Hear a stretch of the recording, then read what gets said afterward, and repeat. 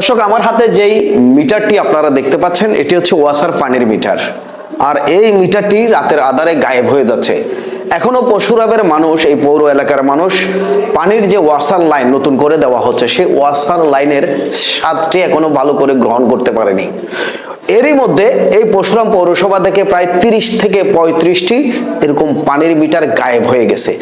এই মিটারটি গ্রাহক পর্যায়ে পৌঁছাতে সরকারের প্রায় 15 থেকে 20,000 টাকা খরচ হয়, অথচ সরকার একজন গ্রাহক এই মিটারটির জন্য 2,000 টাকা থেকে 5,000 টাকা পর্যন্ত আবেদন করেন মিটারের ধরন অনুযায়ী।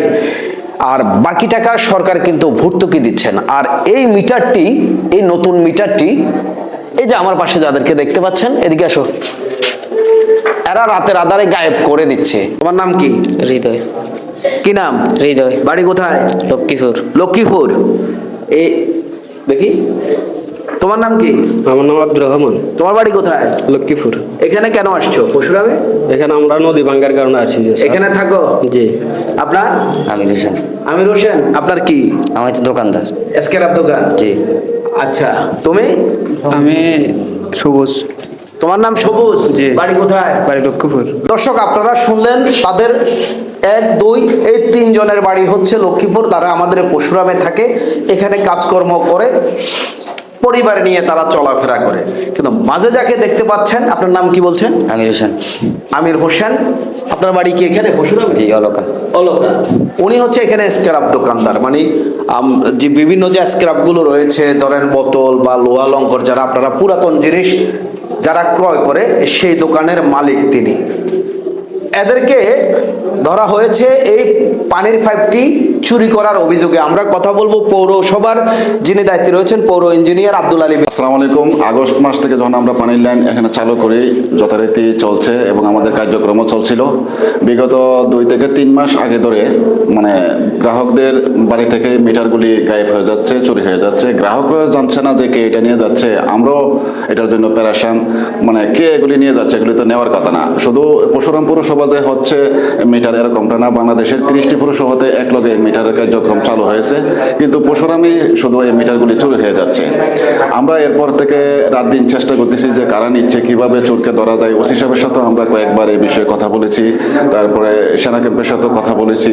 তো বলে আমরা সবাই কিন্তু চেষ্টায় আছি যে কিভাবে চোরের এই গ্যাংটাকে ধরা যায়। তো সেই লক্ষ্যে গতকাল আমরা খবর পেয়েছি যে রানী অয়েল মিলের কাছ থেকে একটা মিটার চুরি হয়েছে এবং ওই রোডে একটা সিসি ক্যামেরা আছে। পরে ওই সিসি ক্যামেরার ফুটেজ আমরা পর্যবেক্ষণ করে দেখতে পেলাম যে একটা চোরকে আমরা মোটামুটি শনাক্ত করতে পেলাম। পরবর্তীতে আজকে ভোরবেলা ওই একই মালিকের কলেজ রোড সংলগ্ন থেকে একটা মিটার যখন সে ওইখান থেকে আবার চুরি করার জন্য একবার ব্যাঙ্গে নিয়ে যাচ্ছে, ঠিক ওই সময়ে রানী অয়েল মিলের যে ছেলে জয়, সে বাড়ি থেকে তার মোবাইলে সিসি ফুটেজ দেখে সে দ্রুত এসে আরো কয়েকজনকে সঙ্গে নিয়ে দ্রুত তাকে আটকাইলো। আটকানোর পরে আমাকে কল দিল। সাথে যে ছিল একজন সার্জেন্ট, কি যেন নাম, উনি ছিল, ওনার কাছে আমার নাম্বার ছিল। তো উনি সাথে সাথে আমাকে কল দিল। আমি গতকালকে ওই যে রাত হয়ে যাওয়ার কারণে এখানেই ছিলাম। তো আমি ভোরে ঘুম থেকে উঠে সজাগ হয়েছিলাম। তো এইসব কল দেওয়ার সাথে সাথে আমি দ্রুত গতিতে ঘটনাস্থলে চলে যাই। চলে গিয়ে চোর সহ গাড়ি সহ তাদেরকে উদ্ধার করি এবং উদ্ধার করে সাথে সাথে আমি আমাদের যে পৌর প্রশাসক মহোদয় এবং উপজেলা নির্বাহী অফিসার জনাব আরিফুর রহমান স্যারকে আমি ওই ঘটনাস্থলে থেকে আমি কল করে স্যারে বলছে যে ভালো একটা কাজ হয়েছে, আপনারা চোরকে এতদিন ধরতে পেরেছেন, তাদেরকে কাস্টডিতে আটকান। পরবর্তীতে আমি ওসি সাহেবের সাথে কথা বলে প্রয়োজনীয় ব্যবস্থা, আইনানুগ ব্যবস্থা গ্রহণ করবো। তো আজকে সকালে আমরা মিটিংয়ে ছিলাম ওসি সাহেব সহ। তো আমরা কথা বলেছি, বলছে যে তাদেরকে আইনের হাতে সুপর্দ করার জন্য এবং ভবিষ্যতে এরকম মিটার যেন কেউ চুরি না করে। এটা গ্রাহকের একটা সম্পদ, একটা রাষ্ট্রের একটা সম্পদ, এটা পানির একটা স্পর্শকাতর বিষয় এবং কোনো চোর যেন এরকম মিটার চুরির বিষয়ে যেন সাহস না দেখায়, আমরা এটাই বলবো। এবং তাদেরকে যেন আইনানুগ প্রয়োজনীয় ব্যবস্থা গ্রহণ করা হয়। ইতিমধ্যে আমাদের 35 থেকে 40টি মিটার এভাবে চুরি হয়ে গেছে। এই টোটাল গ্যাংটাই জড়িত। যারা স্ক্র্যাপ দোকানদার আছে, স্ক্র্যাপ দোকানও জড়িত, এবং যারা চোর আছে তারাও এই চোরের সাথে জড়িত। বিভিন্ন জেলা থেকে পরশুরামে এসে সংঘবদ্ধভাবে চুরি করছে চোর চক্র, আর এতে হয়রানির শিকার হচ্ছে নগরবাসী। আপনারা ভিডিওতে যাদেরকে দেখতে পাচ্ছেন, এরা প্রায় সময় সংঘবদ্ধভাবে এসব চুরি সংগঠিত করে এই পরশুরাম পৌর এলাকা সহ যে ইউনিয়নগুলো রয়েছে সেগুলোর মধ্যে।